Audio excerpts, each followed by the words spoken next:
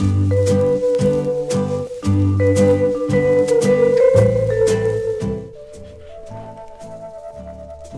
spooky.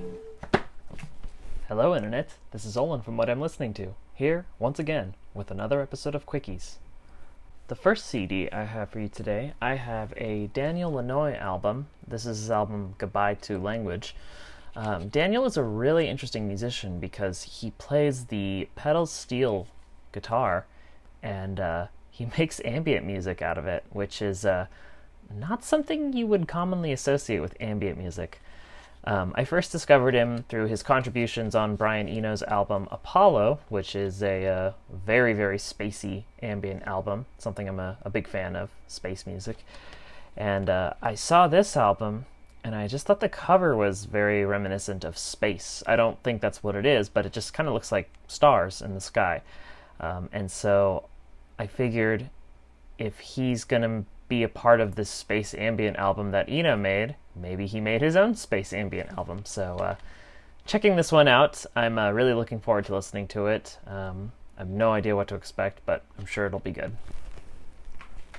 The next CD I have is a bit of a wild card. I have the Thai Elephant Orchestra. So this I actually discovered through Record Store Day number 2. This year we had 2 Record Store Day drops, and the second drop featured this album released on vinyl for the first time. One of my coworkers picked it up and was raving about it, and I had no idea what it is, but just looking at the cover and the title of it, it's just what you'd assume it would be. It's a group of Thai elephants, and they have these instruments for the elephants, and they perform.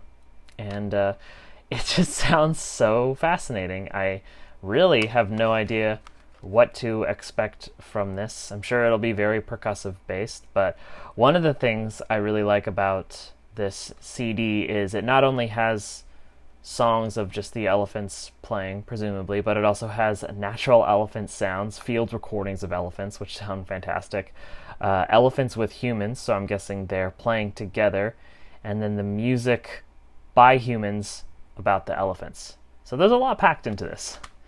Oh wow, that's fallen off. This just sounds like such a fascinating project. It almost sounds too weird to be real, but it's definitely a thing. And as documented in the book here, you can see a picture of the elephants playing the instruments. And anyways, I'm super looking forward to listening to this. I was really stoked that we had a CD copy in stock, and we'll see. I might buy this one, and if I do, I'll probably have to replace this here case because it's definitely seen better days. Next up, I have a CD by, I believe her name is pronounced Nnenna Freelon. This is her album, Time Traveler, and we listened to this one at work, and I just loved it.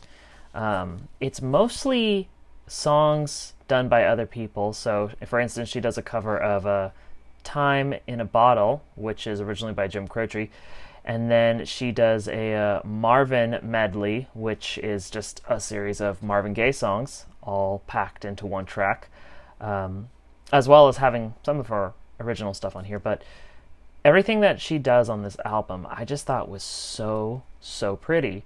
Her voice was really, really good.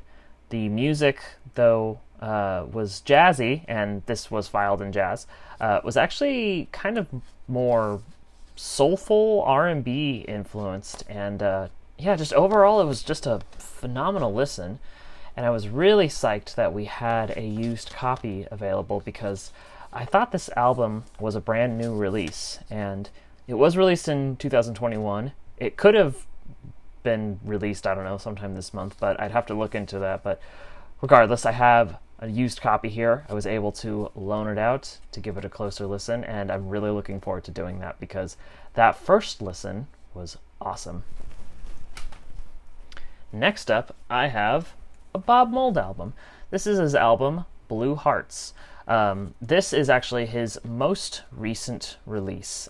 This guy has so many albums in his discography, not even just within Husker Du and Sugar and whatever other projects he was involved with. Just all his solo albums, he's got so many of them, and they're all just so stellar. What I really like about him is he's so angsty in a not really corny sort of way, and by that I mean he just comes off as very genuine and honest, and he can write a great melody. So everything I've just listened to by this guy has been awesome. And I had to sample this album a little bit because I couldn't help myself, but from what I've gathered, just listening to the first 3 tracks, this is a angry album. Bob is angry on here, and I like that. Some of the other songs I've listened to from other albums are more kind of sad and introspective sounding, and while I do like that, it is nice to hear Bob shift gears a little bit and write some thought-provoking yet angry tunes. So yeah, I am super looking forward to listening to this one in its entirety. I might end up getting this one too. Who knows? I already have a decent amount of Bob's music in my collection, so I might be adding this one too. The last CD I have for you today is a new album. This is a band called the Goon Sax, and this is their album Mirror 2.